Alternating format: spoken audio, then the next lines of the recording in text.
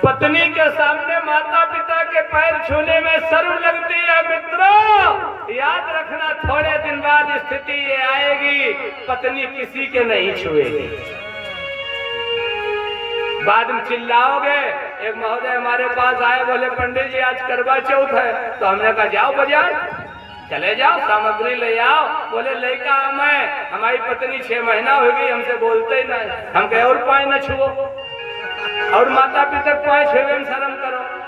सुबह उठकर माता पिता को प्रणाम करो, और जब तुम रोज माता पिता को प्रणाम करोगे, तुम्हारी धर्म पत्नी कहेगी जब मेरा पति माता पिता को प्रणाम करता है तो मेरा भी धर्म है, मुझे भी अपने माता पिता को प्रणाम करते हुए, सास ससुर की पूजा करते हुए, पति को परमेश्वर समझ करके मान करके सुबह उठकर प्रणाम करना, ये मेरा धर्म है।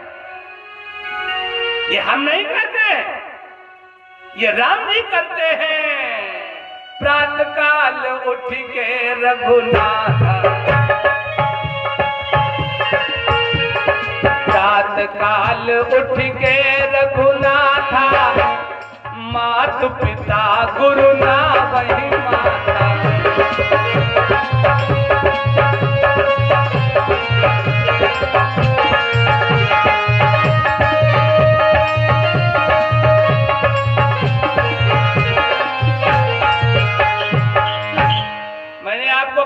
सुनाई थी श्री मृकंड ऋषि के पुत्र श्री मार्कंडेय जी प्रणाम करने के चक्कर में तो चिरंजीवी हो गए, पैर छूने में तो चिरंजीवी हो गए, अभिवादन करने में ही तो चिरंजीवी हो गए। हमारे ऋषियों ने वहीं लिख दिया, अभिवादनशीलस्य नित्यं वृद्धोपसेविनः चत्वारि तस्य वर्धन्ते आयुर्विद्या यशो बलम। प्रतिदिन उठकर के अभिवादन करने से, प्रणाम करने से 4 चीजों की वृद्धि होती, आयु, विद्या, यश और बल। एक महाभारत का नाम ले रहा हूं, केवल कथा नहीं सुनाऊंगा। महात्मा भीष्म 6 महीने बाणों की सैया पर लेटे रहे। जब बाणों की सैया मिली, कौरव पांडव रोने लगे। महात्मा भीष्म ने कहा रोने की जरूरत नहीं है, जाओ जाकर के अपना अपना कर्म करो। कहा आपके शरीर में बाण रोम रोम में लगा है, आप प्राण नहीं छोड़ोगे, शरीर नहीं छोड़ोगे, प्राण त्याग नहीं करोगे। भीष्म ने कहा अभी नहीं कर सकता। क्यों? मुझे मेरे पिताजी के द्वारा इच्छित मृत्यु का वरदान मिला है, मैं जब चाहूंगा तब प्राण त्याग करूंगा। करो पिता की सेवा है?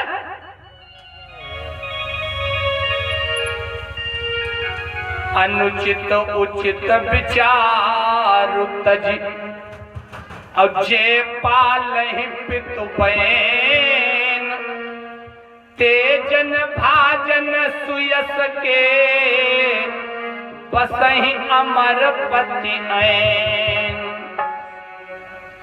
है जो अपने माता पिता गुरुजनों के आदेश का पालन करते हैं, उस संसार में तो सुखी रहते ही हैं, उन्हें सुयश तो मिलता ही है। जब शरीर छूट जाता है तो देवराज इंद्र उन्हें बढ़िया से विमान में बिठाल करके और अमरावती पहुंचाते हैं। अमरपति है ना, वो स्वर्ग के अधिकारी होते हैं। बाबा तुलसी ने मोहर लगाई और लिख दिया, मातु पिता प्रभु गुरु के पान,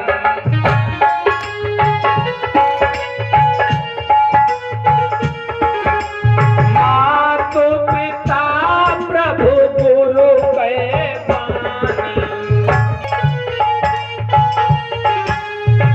नहीं विचार करिए शुभ जानी।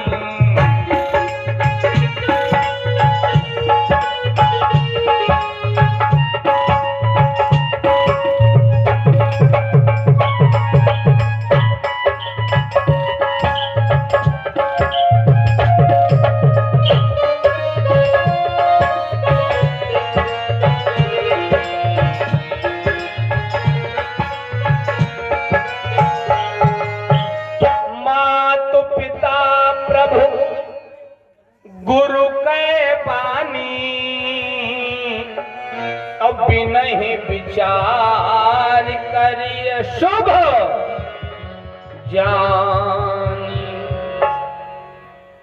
है। उपस्थित सज्जनों, कई नाम है श्री शिव पुराण कथा में।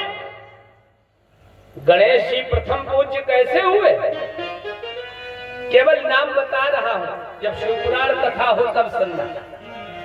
हाँ, और भगवान ने चाहा तो बहुत जल्दी आपके क्षेत्र में कंद भगवान की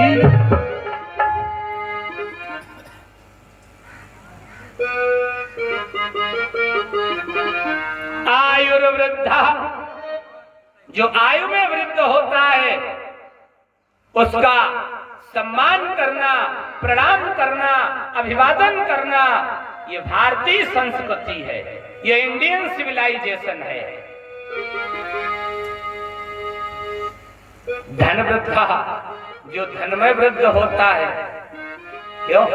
सेठ जी की दुकान पे गए तो सेठ जी राम राम कहना पड़ेगा, भले भी बाद में कहे पंडित जी पाए लाला, क्यों? वो धन वृद्ध है।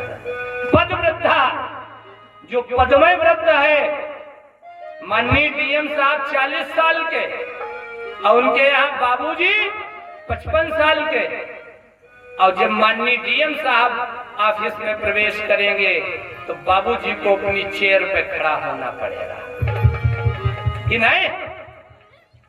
चलो एक उदाहरण अपने यहाँ का दे।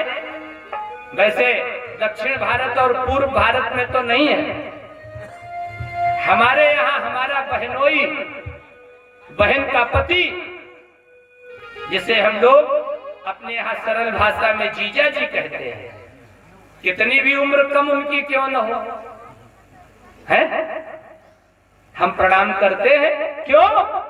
क्योंकि वो पदवृद्ध है। लेकिन ते सर्वे ज्ञान वृद्धश्च किंकरः पुनि किंकरः,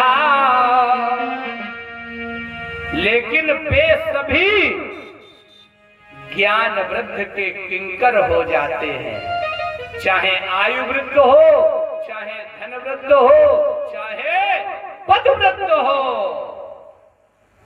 श्री सुखदेव जी राजा परीक्षित को कथा सुनाने बैठे, कितनी आयु है? ओनली 16 ईयर्स ओल्ड, केवल 16 वर्ष। और जब आए हैं तो उस समाज में उनके पिता व्यास जी भी हैं, उनके बाबा पाराशर ऋषि भी हैं। किसी ने पूछा तुम्हारा तो बेटा है, किसी ने कहा तुम्हारा तो नाती है, ग्रैंडसन, तुम क्यों खड़े हो गए?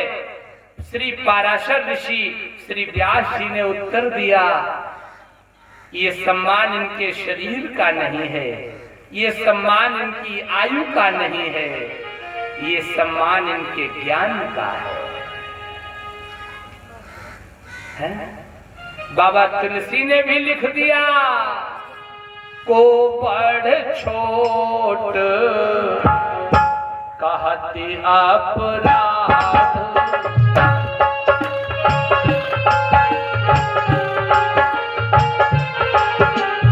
को बड़ छोट कहती अपराध,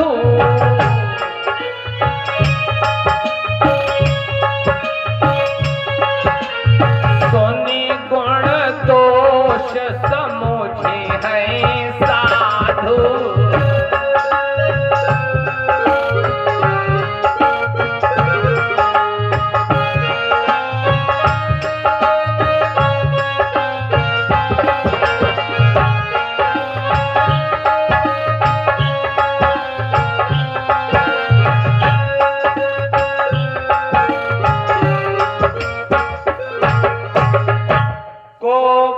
छोट कहती अपराधु, सुन गुण दोष समझे हैं